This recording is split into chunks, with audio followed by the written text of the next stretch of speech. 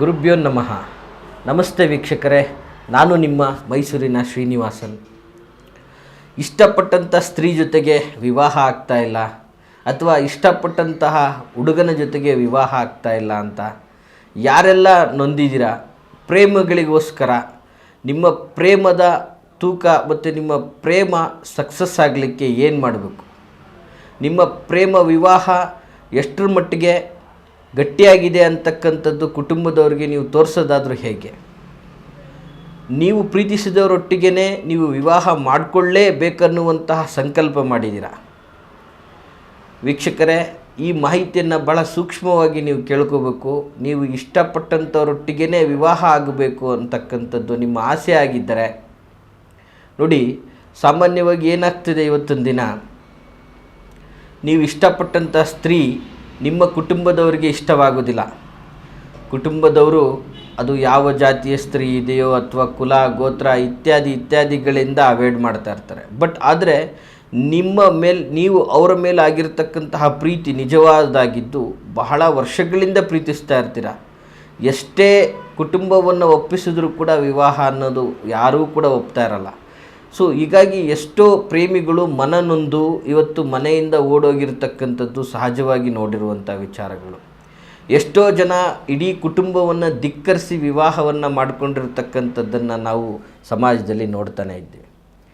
ಮತ್ತು ಎರಡನೇದಾಗಿ ಏನಾಗ್ತದೆ, ಪರಸ್ಪರ ಪ್ರೀತಿ ಅನ್ನುವಂಥದ್ದು ಎಲ್ಲರ ಮೇಲೂ ಆಗುವಂಥದ್ದಲ್ಲ.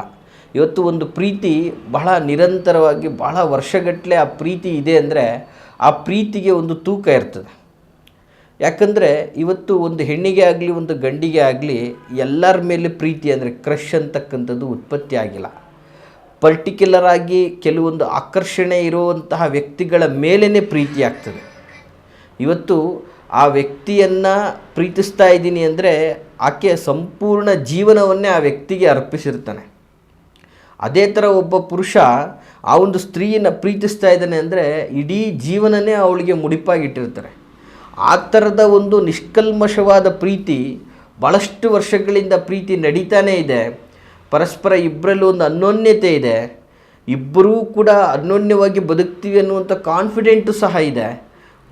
ಆದರೆ ಎರಡೂ ಕುಟುಂಬಗಳಿಂದ ನೆಗೆಟಿವ್ ರಿಯಾಕ್ಷನ್, ಎರಡೂ ಕುಟುಂಬಗಳು ಒಪ್ತಾ ಇಲ್ಲ. ಒಂದು ಕಡೆ ಗಂಡಿನ ಕುಟುಂಬ ಒಪ್ಪಿದ್ರೆ ಇನ್ನೊಂದು ಕಡೆ ಹೆಣ್ಣಿನ ಕುಟುಂಬ ಒಪ್ಪೋದಿಲ್ಲ. ಕೆಲವೊಂದು ಕಡೆ ಎರಡೂ ಕುಟುಂಬಗಳು ಒಪ್ಪಿದ್ರೂ ಕೂಡ ಕುಲದೈವಗಳು ಹೊಂದಾಣಿಕೆ ಆಗೋದಿಲ್ಲ ಅನ್ನುವಂತಹ ನೆಪದಲ್ಲಿ ದೂರ ಆಗಿರುವಂಥದ್ದನ್ನು ನಾವು ಪ್ರಸ್ತುತ ನೋಡಿದ್ದೀವಿ. ಎಷ್ಟೋ ಪ್ರೇಮಿಗಳು ನಮ್ಮ ಮುಂದೆ ಬಂದು ಹೇಳಿರ್ತಕ್ಕಂಥ ವಿಚಾರಗಳಿದೆ.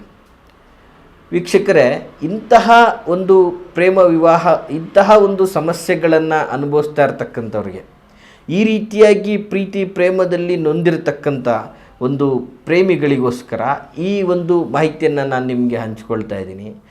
ಈ ಪ್ರೇಮಿಗಳು ಒಂದಾಗಬೇಕಂದ್ರೆ ಏನು ಮಾಡಬೇಕು, ಈ ಥರ ಪ್ರೇಮ ವಿವಾಹದಿಂದ ಒಂದಾಗಿ ದಾಂಪತ್ಯ ಜೀವನವನ್ನು ಅನುಭವಿಸಬೇಕು ಅಂತಕ್ಕಂಥವ್ರಿಗೆ ಇದು ಸರಳ ಮತ್ತು ಅದ್ಭುತವಾದಂತಹ ಪರಿಹಾರ ಆಗಿರ್ತದೆ.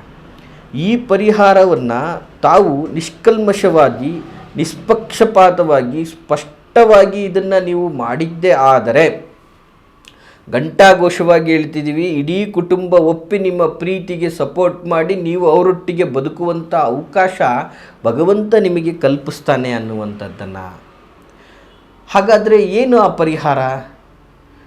ನೋಡಿ, ಈ ಪರಿಹಾರ ಅನ್ನುವಂಥದ್ದು ಇದೆಯಲ್ಲ, ಬಹಳ ಸುಲಭವಾದಂಥದ್ದು, ಕಷ್ಟಪಡುವಂಥದ್ದಿಲ್ಲ. ಆದರೆ ಭಕ್ತಿ ಇರಬೇಕು, ಜೊತೆಗೆ ಅಪಾರವಾದಂತಹ ನಂಬಿಕೆ ಇರಬೇಕು.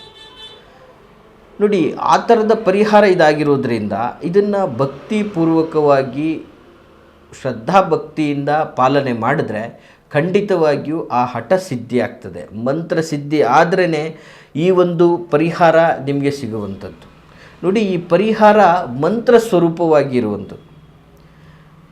ಕರೆಕ್ಟಾಗಿ ಕೇಳ್ಕೊಳ್ಳಿ, ಕರೆಕ್ಟಾಗಿ ನೋಟ್ ಮಾಡ್ಕೊಳ್ಳಿ. ಬೇಕಾದರೆ ಈ ಒಂದು ಮಂತ್ರವನ್ನು, ಮಂತ್ರ ಸ್ವರೂಪ ಹೀಗಿದೆ: ಓಂ ದ್ರಾಂ ದ್ರೀಂ ದ್ರೌಂ ಸಂ ಶುಕ್ರಾಯ ನಮಃ.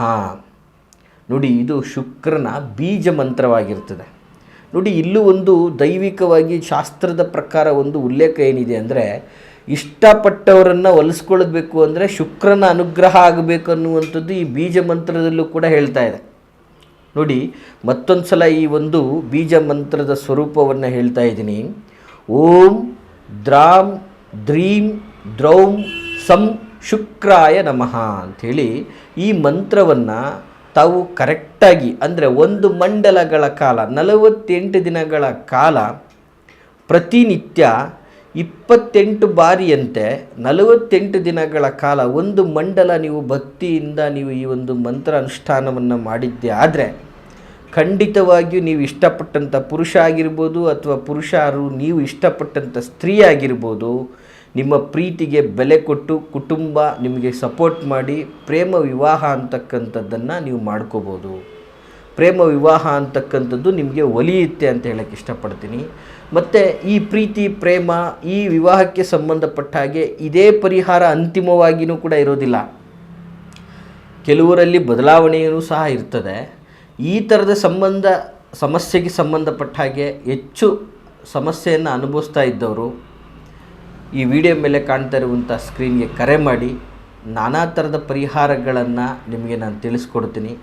ಅದನ್ನು ಫಾಲೋಅಪ್ ಮಾಡಿ ನಿಮ್ಮ ಪ್ರೀತಿಯನ್ನು ನೀವು ಪಡ್ಕೊಳ್ಳಿ ಅಂತ ಹೇಳ್ತಾ, ನಿಮ್ಮ ಯಾವುದೇ ಥರದ ಸಂಕಷ್ಟಗಳಿಗೆ ನಮ್ಮ ಸಂಖ್ಯೆಗೆ ಕರೆ ಮಾಡಿ ನಮ್ಮ ಕಚೇರಿಗೆ ಭೇಟಿಯಾಗಿ ನಿಮ್ಮ ಸಂಕಷ್ಟಗಳಿಂದ ವಿಮುಕ್ತಿಯನ್ನು ಹೊಂದಿ ಅಂತ ಹೇಳ್ತಾ ಎಲ್ಲರಿಗೂ ಶುಭವಾಗಲಿ. ನಮಸ್ಕಾರ ವೀಕ್ಷಕರೇ.